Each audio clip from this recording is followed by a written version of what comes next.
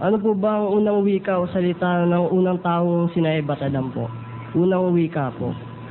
Alam mo, no, ang wika, meron kasing mga ugat yan. There are 5 families of languages, ano? Pero ang isa sa pinakaunang wikang known to man at saka sa mga inscriptions, yung Semitic, ano?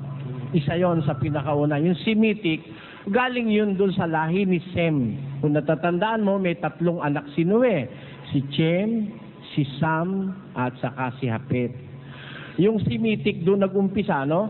And if you're going to trace back, kung si Noe, ang kanyang, yung Semitic kasi doon ang galing yung Hebrew language eh.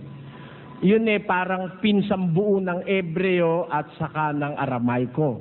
Ngayon, kung itataas mo pa, Semitic, yung Hebrew and Aramaic, pataas mo, galing doon sa sinasabing Semitic, ano? Kung itataas mo pa yon, yun ang magiging wika nila Adan. Semitic, Hebrew, and Aramaic, doon yun ang pinakamanga una, doon sa hanay ng lahi ng tao. Kaya, isa doon ang mga wikang ginamit ni Adan at saka ni Eva.